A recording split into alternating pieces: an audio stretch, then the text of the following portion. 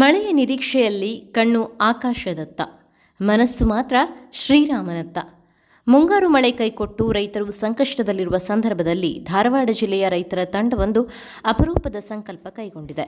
Car, bus, ರೈಲು ಅಲ್ಲ, ರೈತನ ಜೀವನಾಡಿಯಾದ ಟ್ರ್ಯಾಕ್ಟರ್ನಲ್ಲೇ ಬರೋಬ್ಬರಿ 1697 ಕಿಲೋಮೀಟರ್ ದೂರದ ಅಯೋಧ್ಯೆ ಯಾತ್ರೆ ಆರಂಭಿಸಿದ್ದಾರೆ.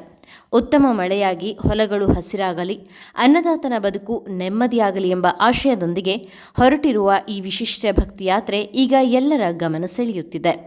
ಇವರು ಧಾರವಾಡ ಜಿಲ್ಲೆಯ ಹುಬ್ಬಳ್ಳಿ ತಾಲೂಕಿನ ಮಂಟೂರು ಗ್ರಾಮದ ರೈತರು. ಈ ಬಾರಿ ಮುಂಗಾರು ಕೈಕೊಟ್ಟ ಪರಿಣಾಮ ಹೆಸರು, ಶೇಂಗಾ, ಉದ್ದು, ಮೆಣಸಿನಕಾಯಿ, ಹತ್ತಿ ಸೇರಿದಂತೆ ಹಲವು ಬೆಳೆಗಳು ಸಂಕಷ್ಟಕ್ಕೆ ಸಿಲುಕಿದೆ. ಪ್ರಕೃತಿಯನ್ನೇ ನಂಬಿ ಬದುಕುವ ಅನ್ನದಾತರು ಈಗ ದೇವರ ಮೊರೆ ಹೋಗಿದ್ದು, ಗ್ರಾಮದ 8 ಮಂದಿ ರೈತರು ಟ್ರ್ಯಾಕ್ಟರ್ನಲ್ಲೇ ಅಯೋಧ್ಯೆ ಯಾತ್ರೆ ಆರಂಭಿಸಿದ್ದಾರೆ. ಸುಮಾರು 20 ದಿನಗಳ ಕಾಲ ಬರೋಬ್ಬರಿ 1697 ಕಿಲೋಮೀಟರ್ ದೂರವನ್ನು ಟ್ರ್ಯಾಕ್ಟರ್ನಲ್ಲೇ ಕ್ರಮಿಸುವುದು ಈ ಯಾತ್ರೆಯ ವಿಶೇಷವಾಗಿದೆ.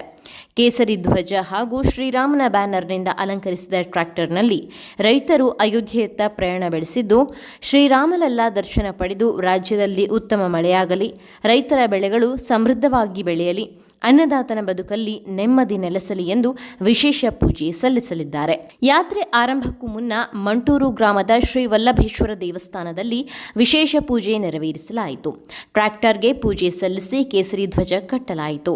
ಗ್ರಾಮದ ಮಹಿಳೆಯರು ಮಂಗಳಾರತಿ ಬೆಳಗಿ ಕುಂಕುಮ ತಿಲಕ ಇಟ್ಟು ರೈತರಿಗೆ ಶುಭ ಹಾರೈಸಿದರು.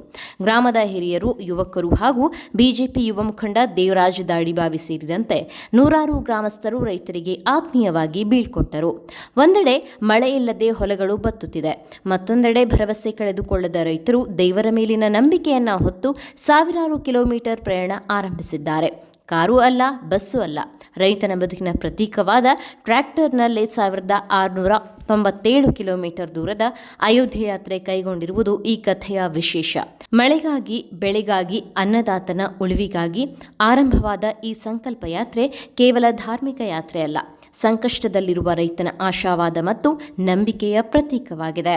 ಕ್ಯಾಮೆರಾ ಪರ್ಸನ್ ಹೇಮಂತ್ ಜೊತೆ ಸಂಗಮೇಶ ಸತ್ತಿಗೇರಿ, ಕರ್ನಾಟಕ ಟಿವಿ, ಹುಬ್ಬಳ್ಳಿ. ಜೈ ಶ್ರೀರಾಮ್. ನಮಸ್ಕಾರ. ನಾವು ಇವತ್ತು ನಮ್ಮೂರಿಂದ ಅಯೋಧ್ಯಕ್ಕೆ ಹೊಂಟಿವಿ.